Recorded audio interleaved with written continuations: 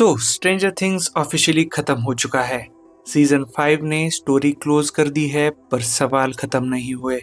Ending देख के सबके दिमाग में एक ही थॉट आया, बस इतना ही। वेकना डिफीट हो गया, अपसाइड डाउन सील हो गया और कैरेक्टर्स अपनी लाइफ में आगे बढ़ने लगे। पर अगर ध्यान से देखो तो ये एंडिंग बहुत ज्यादा सस्पिशियस लगती है। माइंड फ्लेयर का क्या हुआ? 11 सच में मर गई या नहीं? हेनरी क्रील इतना पावरफुल बना कैसे? और सबसे इम्पोर्टेंट, क्या स्ट्रेंजर थिंग्स यूनिवर्स यही एंड होता है? इस वीडियो में हम बात करेंगे इन सब सवालों पे और उनको एक एक करके ब्रेक डाउन करेंगे। सबसे पहले, क्या माइंड फ्लेयर अभी भी जिंदा है? मेरे हिसाब से माइंड फ्लेयर मरा ही नहीं। फाइनल बैटल में जो जायंट मॉन्स्टर हम देखते हैं वो असल में माइंड फ्लेयर का फिजिकल अवतार है। पर माइंड फ्लेयर सिर्फ एक बॉडी नहीं है, वो एक कॉन्शियसनेस है जो डार्क पार्टिकल्स के साथ एग्जिस्ट करती है। जब 11 मॉन्स्टर को डिस्ट्रॉय करती है तो हमें सिर्फ एक चीज़ दिखाई देती है, बॉडी गिर जाती है। पर डार्क पार्टिकल्स का क्या? वो डिस्ट्रॉय होते हुए कभी नहीं दिखाए गए, वो बस डिस्पर्स हो जाते हैं। और स्ट्रेंजर थिंग्स का रूल सिंपल है, जब तक डार्क पार्टिकल्स एग्जिस्ट करते हैं माइंड फ्लेयर एग्जिस्ट करता है। हेनरी क्रील सिर्फ एक प्यादा था, एक होस्ट था। रियल मास्टरमाइंड हमेशा ऊपर से ऑपरेट करता था। इसलिए फाइनल विक्ट्री थोड़ी हॉलो लगती है, क्योंकि रियल इविल को कभी प्रॉपर एंड नहीं मिला। अब एक और सवाल जो लोगों को काफ़ी कंफ्यूज करता है, फाइनल बैटल के टाइम डेमोगॉर्गन्स, डेमोडॉग्स और डेमोबैट्स कहाँ थे? सीरियसली, जैसे ही फाइनल फाइट स्टार्ट होती है मैं पर्सनली सोच रहा था भाई डेमोज कहाँ गए। इसके दो पॉसिबल एक्सप्लेनेशन फर्स्ट, अगर क्रीचर्स बैटल में होते तो विल उन्हें हाईजैक कर सकता था, क्योंकि विल हाइव माइंड से कनेक्टेड है और वो पहले ही क्रीचर्स को इन्फ्लुएंस कर चुका है। हो सकता था एक physical tug of war will और वेकना के बीच हो सकती थी कि कौन आर्मी को कंट्रोल करेगा। कंसेप्ट कूल था, पर सीरीज ने ये रूट नहीं लिया। एक्सप्लेनेशन 2, क्रीचर्स वहां थे, बस हम उन्हें पहचान नहीं पाए।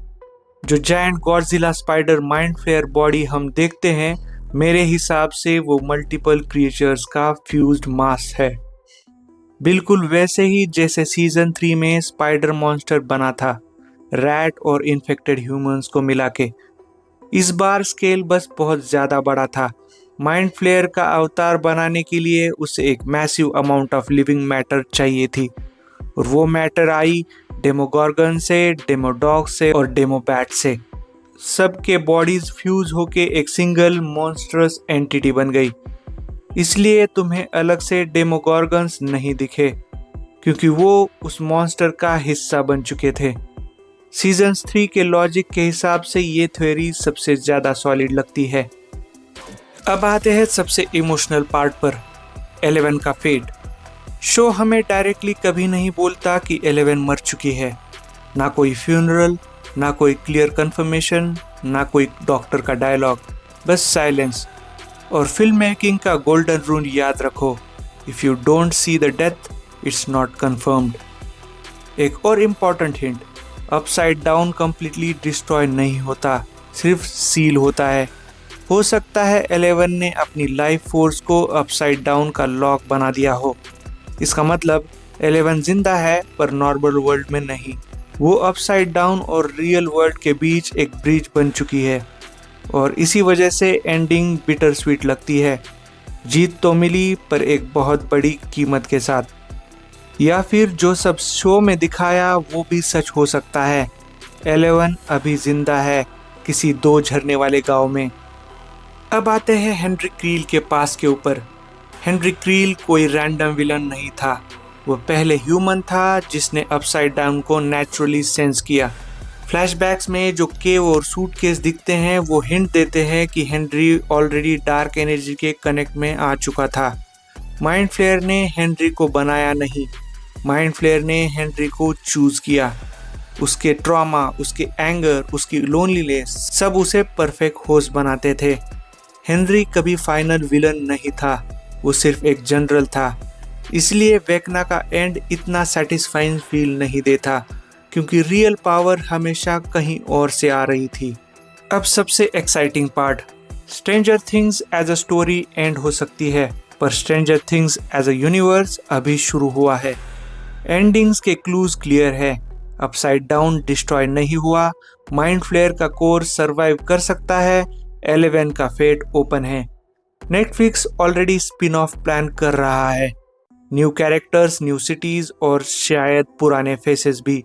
काली प्रसाद का return, new test subjects, different timelines, possibilities endless है। स्ट्रेंजर थिंग्स का एंडिंग परफेक्ट नहीं था, पर वो ऑनेस्ट था। वो हमें ये बताता है कि मॉन्स्टर सिर्फ दूसरे डायमेंशन में नहीं होते, कभी कभी वो हमारे अंदर भी होते हैं, और शायद इसीलिए ये स्टोरी इतनी इम्पैक्टफुल है। अगर तुम्हें लगता है 11 अभी जिंदा है या माइंड फ्लेयर वापस आएगा तो कमेंट्स में लिखो। मिलते हैं नेक्स्ट वीडियो में। Until then, stay curious.